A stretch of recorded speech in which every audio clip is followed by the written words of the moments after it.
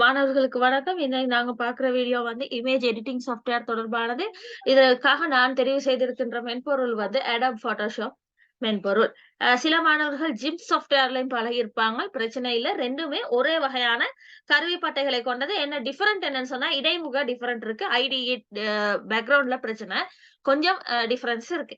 Okay. நாங்க Photoshopல வந்து இருக்கின்ற கருவிப்பட்டைகள முதல் தெரிஞ்சு கொண்டு போவோம். அதான் எங்களுக்கு பெரும்பாலும் எக்ஸாம்க்கு வரக்கூடியதாக இருக்கும்.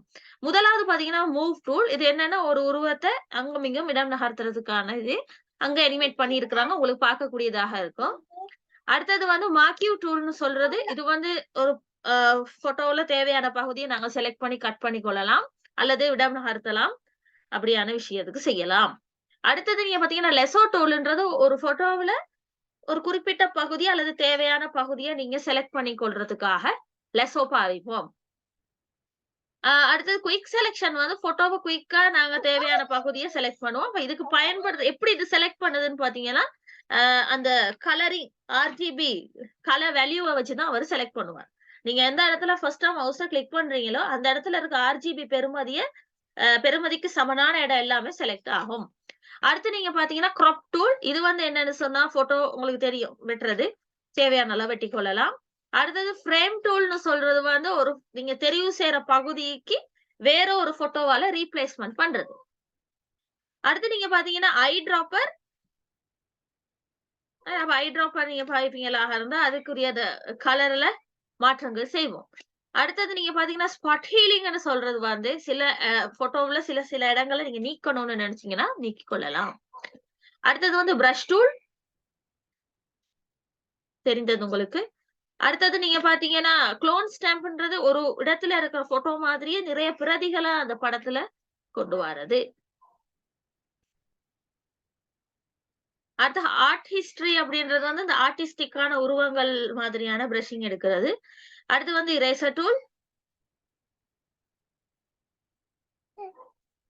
அடுத்து எங்களுக்கு பார்த்தீங்கன்னா, கிரேடியன்ட் அதாவது டபுள் கலர் எங்களுக்கு பேக்கிரவுண்ட் எடுக்கணும் அப்படியான விஷயங்கள் நாங்க அப்படி யூஸ் பண்றது. அடுத்தது வந்து பிளர் டூல்ன்றது கொஞ்சம் லைட்டா ஒரு பக்கம் நாங்க கொஞ்சம் ஷேடடா செய்ற அப்படியான விஷயங்கள் பாவிப்போம். அடுத்து டாட்ச் டூல்ன்றது வந்து கொஞ்சம் பிரைட் எடுக்கிறதுக்காக பாவிக்கிறது. ரொம்ப எடுக்க இயலாது. கொஞ்சம் தான் லைட்டா செய்யணும். அடுத்தது வந்து பென் டூல். இது வந்து கூடுதலாக Adobe Illustrator பாவிக்கிறவங்க, மற்றது அந்த மாதிரியான எடிட்டிங் சாஃப்ட்வேர்ஸ்ல வேலை செய்றவங்களுக்கு இது கொஞ்சம் பழக்கமானதாக இருக்கும். வளைவான உருவங்கள எடுக்கலாம். இது டெக்ஸ்ட் டூல் தெரியும் டைப் பண்றதுக்கு பாவிப்போம்.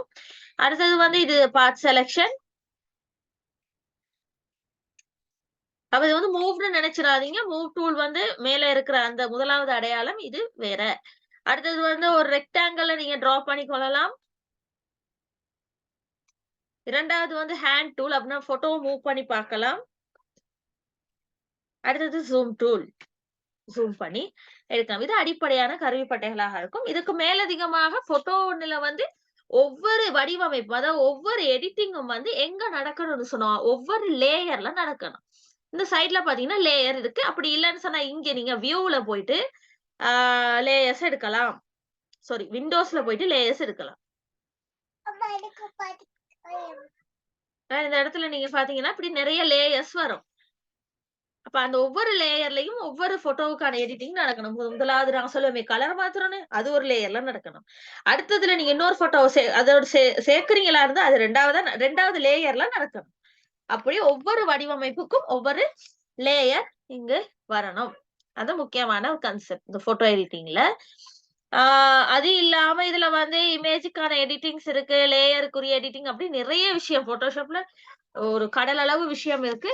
நான் உங்களுக்கு எக்ஸாமுக்கு தேவை இந்த கருவிப்பட்டை தான். ஆகவே அது தொடர்பான சிறிய ஒரு மிக குறுகிய விளக்கத்த நான் இதுல தந்திருக்கிறேன். ஆகவே இது பரீட்சைக்கு உங்களுக்கு பயனுள்ளதாக அமையும் அப்படின்னு சொல்லி நினைக்கிறேன்.